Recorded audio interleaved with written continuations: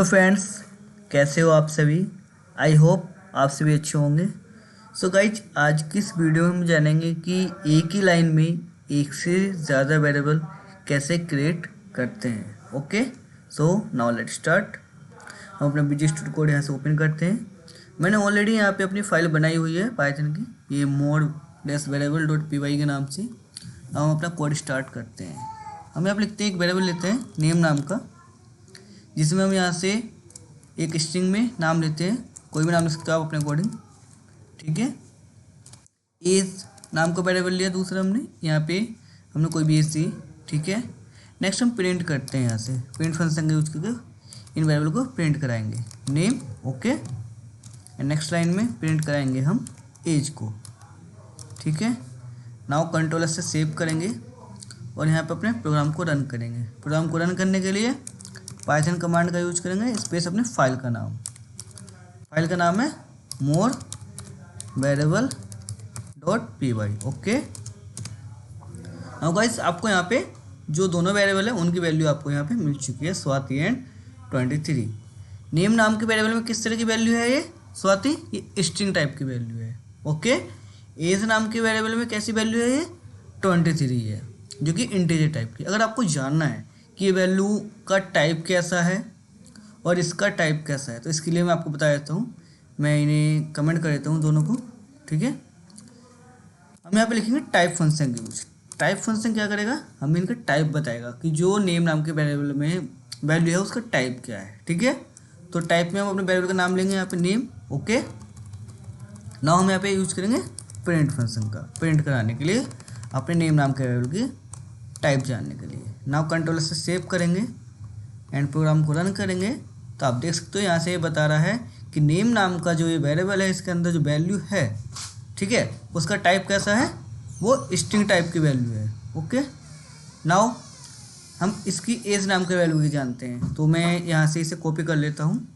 Okay, control से copy किया मैंने एंड नाउ पेस्ट। यहाँ पे हम डालेंगे अपना एज नाम का वेरिएबल। ओके, कंट्रोलर से सेव करते हैं, नाउ प्रोग्राम को रन करते हैं। अभी दोनों की वैल्यू हमें दिखाएगा कि एक हमारी स्ट्रिंग टाइप की वैल्यू है और एक है इंटीजर टाइप की। ओके, ये दोनों चीज़ें आपको समझ में आ गई होंगी।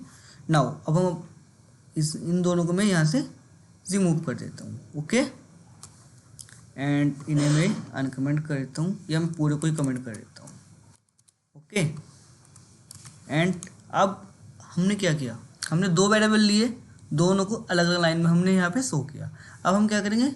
दोनों ही वेरिएबल को एक ही लाइन में कैसे यूज करेंगे?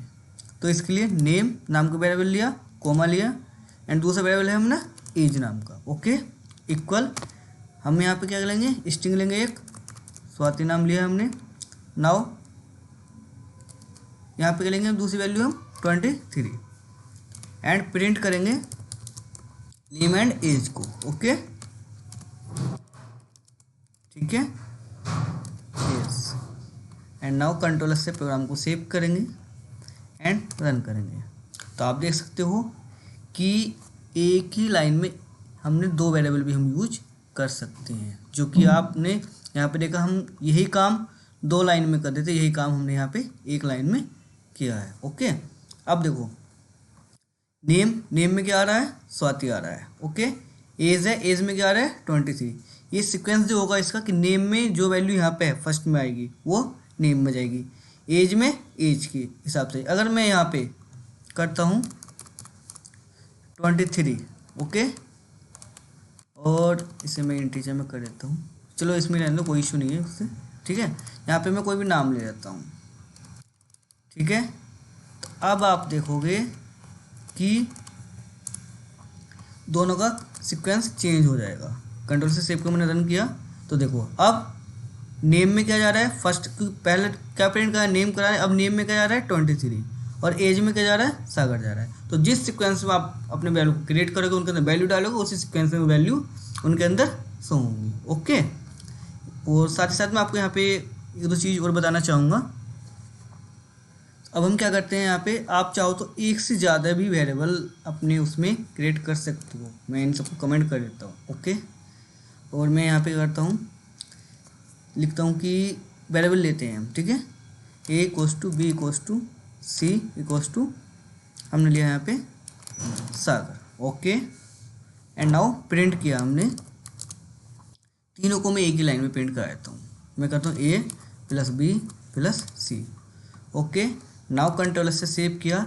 अब ए बी सी किसके इक्वल है? सागर नाम के। ठीक है, कि ए में भी सागर है, बी में भी सागर है और सी में भी सागर है। प्रिंट करा रहे हैं, हम तीनों को ऐड कर रहे हैं। ठीक है, तो ये हमारा इजीली हमारे यहाँ पे आउटपुट आ जाएगा।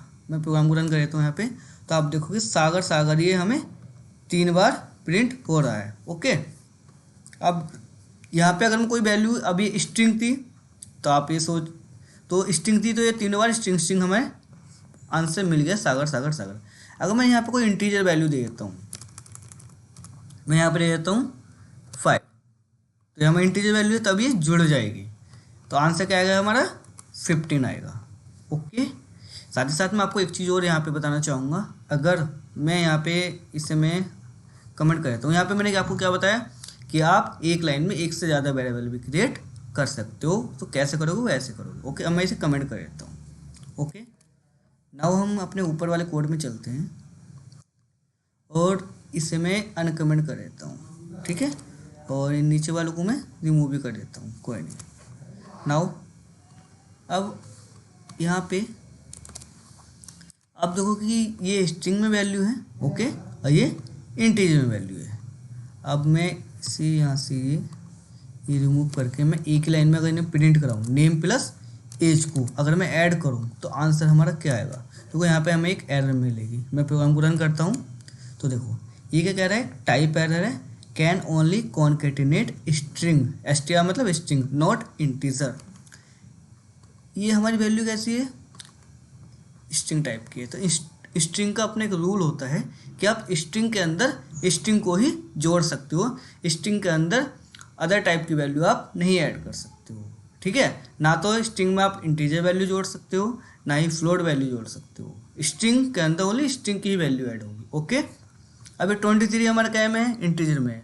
अगर आपको हमें स्ट्रिंग करना है तो आप यहाँ पे डबल क्वोट्स लगाओगे, तो ये अब स्ट्रिंग में हो गया, क्योंकि डबल क्वोट्स के अंदर चाहे कोई भी वैल्यू हो वो हमारी स्ट्रिंग में कहलाएगी। नाउ प्रोग्राम को हम यहाँ पे सेव करके रन करेंगे तो अब कोई एरर नहीं आएगी। अब दोनों ये जुड़ जाएंगे, आंसर आएगा स्वाति 23। ओके, अगर अब मैं यहाँ से इन्हें रिमूव करता हूँ, ठीक है, कंट्रोल से सेव करता हूँ। अब ये मैं चाहता हूँ कि मुझे यहाँ पे डबल क्वोट्स ना लगाने पड़े, इससे से स्ट्रिंग में ना कन्वर्ट करना पड़े। ठीक है, तो ये होता है हमारा टाइप कन्वर्जन। मीन्स कि अब मैं इंटीजर की वैल्यू को स्ट्रिंग में कैसे कन्वर्ट करूँ। ठीक है, इसके लिए मैं str फंक्शन का यहाँ पे यूज़ करते हैं, जो कि मैं यहाँ पे ये इसे कन्वर्ट कर देगा इंटीजर टाइप की वैल्यू को स्ट्रिंग में। ओके, तो अब मैंने क्या किया? str का यूज़ किया यहाँ पे और इंटीजर वैल्यू को str के अंदर यूज़ किया, तो ये हमारी अब हो गई स्ट्रिंग की वैल्यू। अब कंट्रोल से सेव करेंगे प्रोग्राम को, तो अब हमारे एरर नहीं आएगा, सेम आउटपुट आएगा। क्योंकि यहाँ पे क्या किया कि ये भी स्ट्रिंग थी बट ये इंटीजर थी, इंटीजर को हमने क्या में कन्वर्ट कर लिया, इसे स्ट्रिंग में कन्वर्ट कर दिया। ओके गाइस, और बाकी स्ट्रिंग के बारे में हम अच्छे से अपनी नेक्स्ट वीडियो में जानेंगे गाइस। ठीक है, तो गाइस अगर आपको हमारी वीडियो पसंद आ रही है तो चैनल को सब्सक्राइब करना ना भूलें, लाइक करें एंड कमेंट करें, और साथ ही साथ अपने दोस्तों में भी हमारी वीडियो को शेयर कर सकते हैं। Thanks for watching this video. मिलते हैं अपनी नेक्स्ट वीडियो में।